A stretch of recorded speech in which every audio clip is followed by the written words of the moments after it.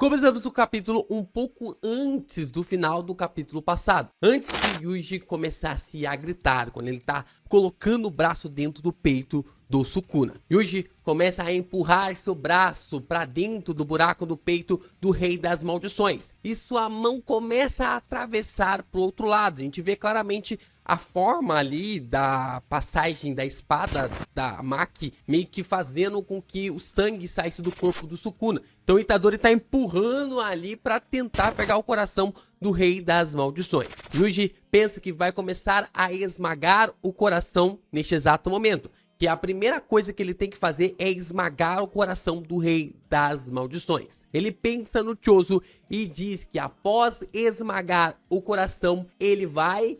Mas não dá tempo, porque o Itadori não consegue terminar, porque o Sukuna diz expansão de domínio. Uma aura absurda de energia amaldiçoada começa a subir, contornando os dois personagens imediatamente. Porém, antes do Sukuna completar a frase com Santuário Malevolente, vemos que não é uma ilusão. Vemos que se trata realmente do Gojo na frente do Rei das Maldições. Yo, Geeks, aqui é o LP e vocês estão no canal do Geek Brasil. Fiquem ligados que esse vídeo contém spoilers do capítulo 261 do mangá de Jujutsu Kaisen. Sim, pessoal, estamos aqui pra gente conversar sobre esse capítulo. E finalmente eu consegui dar uma boa processada sobre o que foi esse capítulo. Eu acho que esse vídeo vai ser o maior vídeo de Jujutsu até agora aqui no canal. Fora, é claro, todo o resumo da batalha do Sukuna contra o Gojo. Mas tem muito detalhe pra gente se aprofundar. E aqui nesse vídeo também vocês vão entender porque que o meu personagem, com que a minha personalidade se parece tanto com Asta. Porque ainda não... Ainda não, fãs do Gojo, ainda não, porque o personagem ainda pode voltar. A gente vai explicar com bastante detalhes esses pontos e essas ideias logo depois de você deixar o seu like, se inscreva aqui no canal, compartilhar esse vídeo com os seus amigos. É muito importante você reagir e interagir com os nossos conteúdos para que o YouTube divulgue ainda mais os nossos vídeos por aí. E é claro, você também pode ler a minha novel Que Haja Luz, a minha novel que eu escrevo e os inscritos criaram os personagens. A gente criou toda uma lore, uma história bem interessante de desenvolvimento e a gente tá rumo ali da metade para o final do volume 5 já. Já temos 4 volumes, 3 já disponíveis para os membros do canal, mais 4 já está para a finalização e o 5º a gente já tá indo para os finalmente. Estamos chegando na mais da metade do volume 5 de Que Haja Luz. Então, você pode ler de forma de graça aqui, tanto pela Novel Mania quanto também pelo Tapas, com os links na descrição.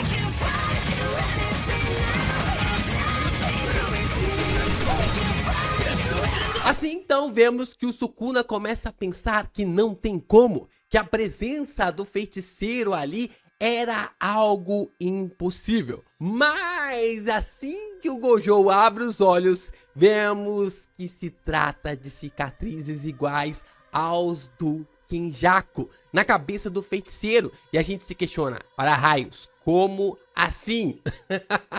Como isso aconteceu? Como o Kenjaku? Será que é o Kenjaku assumindo o corpo do Gojo? Ah, meus amigos, tem muito mais coisas aqui. Pra falar a verdade, isso acaba deixando o Sukuna de imediato um pouco assustado, porque ele viu a cicatriz e falou, caraca, como que pode?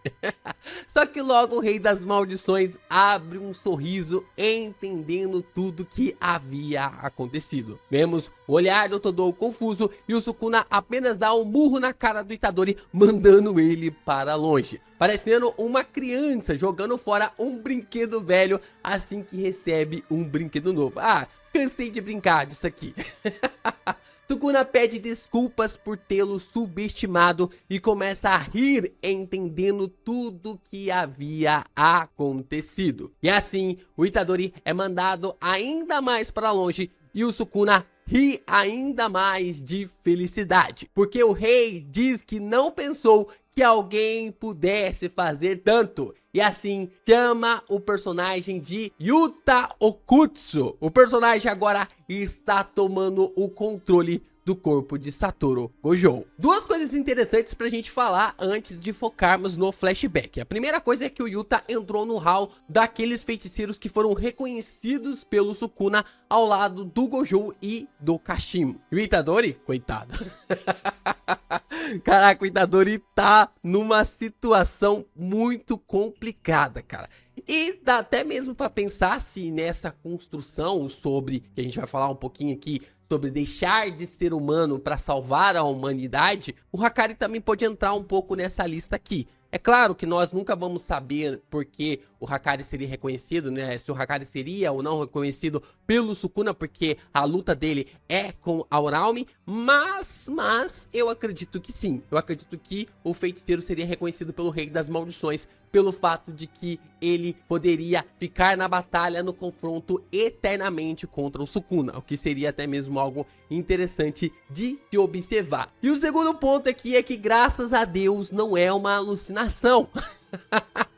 Uma das coisas que tava mais me preocupando, sinceramente, cara, uma das coisas que eu mais estava preocupado era se fosse uma alucinação. Nem sequer fazia sentido o negócio da alucinação, como eu trouxe pra vocês no vídeo de ontem. Eu falei exatamente todos os pontos porque eu acreditava que não era uma alucinação. E a galera focou tanto nisso, tanto na alucinação, que se esqueceu da possibilidade de ser o Yuta. É claro que eu também foquei tanto em rebater as ideias da alucinação que tinha esquecido um gap que eu já tinha trazido aqui no canal, de que era o Yuta ficar com a técnica do Kenjaku e como isso poderia levar o personagem a tomar o corpo de Satoru Gojo. Então, pra mim, menos mal.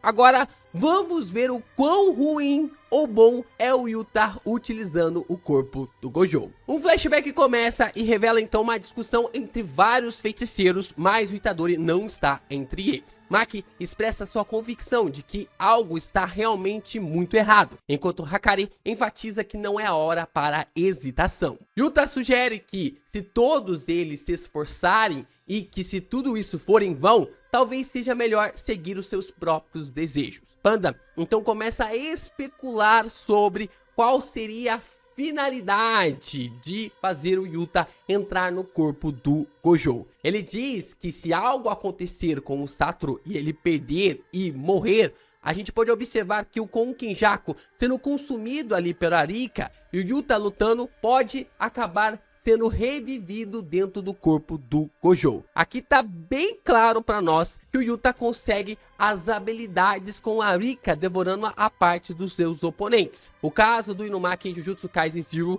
é que as partes do Inumaki perdidas foram consumidas pela Arika e o Yuta curou as partes perdidas dele. Então por isso que ele conseguiu a fala amaldiçoada. Agora, com o Kenjaku, a gente pode observar claramente nesse quadro de que a Arika acabou devorando a cabeça do Kenjaku e ficou com a técnica passando assim para o Yuta. Então tem esse aspecto bem interessante que é colocado para nós explicando e dando ênfase mais uma vez de como o Yuta consegue criar ou na verdade copiar a técnica dos seus oponentes e também dos seus aliados. E então ficamos com essa questão do Panda trazendo ali as informações de que o Yuta já estava pensando na possibilidade de trocar de cérebro com o Gojo. O Kusakabe então começa a questionar a viabilidade de usar o ilimitado a partir do corpo de Satoru. Yuta responde que sem os 6 olhos ele não pode realizar, ele não pode criar ali ou utilizar o poder do ilimitado. Shoko oferece um cigarro para o Kusakabe, mas ele recusa, demonstrando uma postura mais rígida sobre parar de fumar do que a médica. O Kusakabe realmente tá ali muito firme em não voltar a fumar. O Yuta esclarece que os 6 olhos são uma característica física, não uma técnica amaldiçoada, e por isso não pode imitá-la. Então aqui já fica bem claro para nós de que como é uma característica que nasce com o feiticeiro, ele não pode imitar simplesmente trocando de corpo com o Gojo, ou ao mesmo tempo só substituindo ali o corpo na forma como é colocado. Tá ali uma questão até mesmo complicada, mas a gente consegue aceitar. Maki levanta a questão do tempo limitado da técnica de imitação durante a manifestação completa de Rika, questionando o que aconteceria com Yuta após os 5 minutos. E isso é algo muito interessante de pensar, porque o Yuta ele pode manifestar a técnica do Kenjaku por 5 minutos. Só que se ele trocar de corpo com o Gojo, o que vai acontecer com a sua técnica depois? O que pode rolar? Essa que é a grande questão sobre essa troca de corpo com o Gojo. Yuta então diz que não sabe, ele não sabe o que pode acontecer, e a Mei Mei então começa a explanar inúmeras possibilidades sobre o que pode acontecer dali pra frente. É claro, em relação à manipulação da técnica amaldiçoada de Kenjaku. Ela diferencia entre tipos contínuos e intermitentes e operados por aversão, destacando os resultados potenciais em termos de vida e morte. Mei Mei também menciona a capacidade de usar a técnica do ilimitado, mesmo após um único uso da técnica amaldiçoada. Além disso, discute-se a possibilidade de Okutsu viver com o corpo de Satoru após a transferência de alma. Ou seja, depois que o Yuta for pro corpo do Gojo, é praticamente impossível ele retornar para o seu corpo. Mei Mei reconhece que é uma medida muito, mas muito extrema. Yuta então indica que mesmo que a técnica de imitação não tenha a técnica de imitação completa como anteriormente, já que a Rika acabou sendo exorcizada e o que restou foi quase como um Shikigami da Rika que fornece as habilidades por apenas 5 minutos, ele ainda pode usar o seu poder por completo dentro da sua expansão de domínio. Então, ele propõe uma estratégia inicial de luta dentro de seu domínio, mas sugere que, se essa abordagem falhar, ele tomará posse do corpo de Satoru. Maki diz para Yuta não falar com tanta certeza, porque ela ainda não está convencida de que essa estratégia vai dar certo. Yuta ainda parece estar com uma bala na agulha, mas está meio que receoso de falar. Só que ele então começa a falar e diz que ele está extremamente irritado, o que chama a atenção de todos para si. Ele afirma que, independente da perspectiva de todos, a estratégia em questão é a que devem seguir. Yuta tá sendo bastante egoísta aqui, mas não tem como falar que ele tá errado. O Kusakabe concorda que em termos de estratégia, sim, ele está certo, mas ele levanta a questão da humanidade. Será que é humano fazer algo dessa forma? E aí o Yuta questiona o significado de humano. O que é ser humano quando você está lutando contra o rei das maldições? Quando você está lutando contra o maior feiticeiro que já passou por essa terra, Ryomen Sukuna. Ele sugere que, se puderem vencer sacrificando apenas a sua humanidade, devem fazê-lo sem hesitação, questionando o medo assim de se tornarem monstros. Maki reitera então a importância de Yuta para todos eles, e que a única coisa que eles estão dizendo é que eles estão preocupados com o personagem. Yuta então começa a gritar, mostrando que estava mesmo irritado com a forma como eles estavam agindo e pensando. Ele questiona se o professor Satoru não é importante para eles e se todos ambos estiverem constantemente impondo ideias de se tornar um monstro ao professor, de que estavam todos colocando suas fichas para que o Gojo derrotasse o Sukuna. Mas o que poderia acontecer se o professor fosse derrotado como realmente aconteceu? Isso acaba deixando Maki, Panda, Kirara e Inumaki em choque. Shoko e Hakari apenas estão sendo ali mais convencidos do que aquilo que eles podem fazer é inevitável, de que isso vai ser inevitável. Yuta questiona sobre a necessidade de alguém se tornar um monstro caso o professor Satoru não esteja mais presente. Em meio ao desespero e à falta de resposta dos outros, ele conclui que, se ninguém estiver disposto a se tornar um monstro, ele próprio se oferecerá para assumir esse papel. Caraca, o Yuta cresceu demais, hein? O Yuta cresceu demais neste capítulo. É um flashback realmente ali para mexer com a nossa cabeça e ver esse lado sobre a humanidade. Coisas que Gege já estava trabalhando já na conversa do Hakari com o Raumi. A gente vai falar sobre esse ponto daqui a pouco mais uma vez. Aí nós temos a conversa da Uro com o Yuta, que a gente vai abordar esse ponto também mais uma vez daqui a pouco. E agora nós temos a fala do Yuta de que ele tá disposto a abrir mão da sua humanidade desde que ele possa salvar a humanidade derrotando o Rei das Maldições. Não tem como negar que o bicho cresceu pra caramba neste capítulo. Voltando para a barreira de Sendai, a Uro, ela perdeu a luta contra o Yuta, mas ela construiu uma mansão de 4 milhões de reais na cabeça dele. E com razão, porque o fato de que os feiticeiros dessa era estão presos em suas humanidades impedem deles de se tornarem iguais a Ryomen Sukuna. Esse foi um questionamento da Auralme pro Hakari e como a feiticeira já tinha falado, o Hakari estava nesse mesmo nível que o Sukuna. É claro, não de poder ou de habilidade, mas sim de que já havia abrido mão da sua humanidade. O seu poder já havia colocado a sua humanidade de lado, porque ele não se preocupava com nada. Ele só era um caminhão atropelando tudo. Se tivesse que perder seu braço, tivesse que perder sua perna, o Hakari não estava nem aí, porque o seu poder já lhe dava uma questão para superar essas dificuldades. Só que o Yuta foi lá e esclareceu ainda mais a mente dos feiticeiros. É por isso que o Hakari diz que o Yuta havia comentado algo com eles e provavelmente é essa fala do Yuta que o Hakari estava se referindo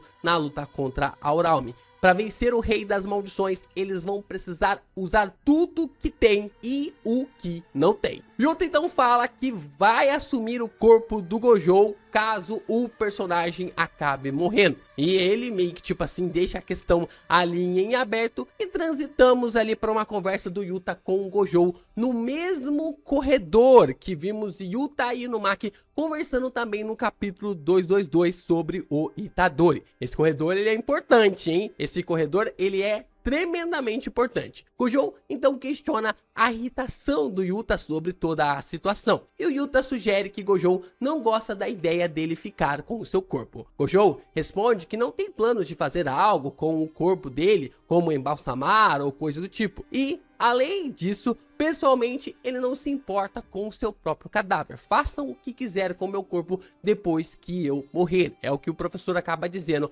para o personagem. Ele diz que é um pouco irritante a Shoko não tenha discordado, porque provavelmente é por causa dela ser uma colega de sala, né? Uma colega de turma do personagem, e até mesmo ali ela não estava meio que preocupada com a morte do personagem. Mas a Shoko acaba dizendo que por sua vez ali deixa claro que não se importa com a decisão do Yuta, que ela vai ajudar o personagem. Yuta então menciona ter ouvido de que seu sangue também tem ali resquício dos Fujiwaras, questionando se o professor Satoru não costumava dizer Sugawara, de que havia ali entrado um conflito nessa decisão. Gojo confirma que eles são Sugawara e acrescenta que eles são parentes distantes desta família. Ele questiona que Sugawara e Fujiwara não se davam nada bem. Então ele pergunta assim, tipo, o que você tá pensando, né? Por que você tá levantando essa questão logo agora? E aí o Yuta começa a especular que o que ouviu da Uro pode ter sido um mal entendido. Só que o Gojo vem com uma outra ideia. O Gojo sugere que ambos podem estar corretos de uma forma surpreendente. Por isso que passaram-se tantos anos, mais de 1000 anos, né, que acabou se passando.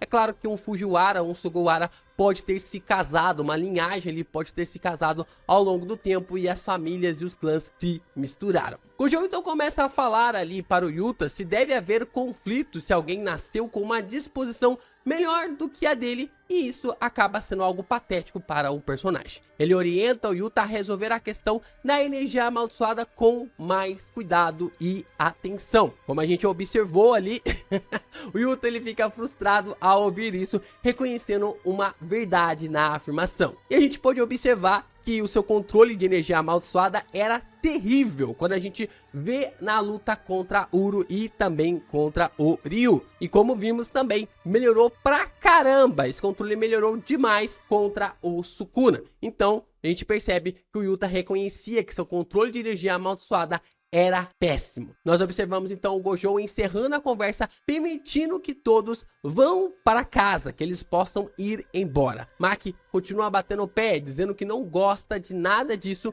e o Panda também comenta que não. Inumaki parece estar um pouco frustrado também com essas ideias e consequências, e como eles três não podem parar as atitudes tanto do professor quanto também do Yuta. Gojo então expressa sua relutância em expor seus alunos a situações desagradáveis, apesar deles serem feiticeiros Jujutsu. Gojo tá se referindo ao lugar que eles estão. Ele não quer deixar o quarteto entrar naquela porta. É por isso que eu disse que esse corredor que apareceu no capítulo 222 era muito mais importante do que aparentava. E aqui a gente tem mais uma ênfase nessa ligação. O professor então reconhece que não considera a maneira como as coisas estão sendo feitas como a mais correta. Eles estão fazendo coisas atrás de coisas para tentar lutar contra o rei das maldições. Mas se ele perder para o Sukuna e todos os presentes forem desaparecendo, o vovô Gakukanji assumirá o controle. Isso, segundo Gojo, evitará confusões como o que aconteceu em Shibuya. Do alto escalão, colocar a culpa no outro, mandar executar o outro, tal, essa confusão toda, o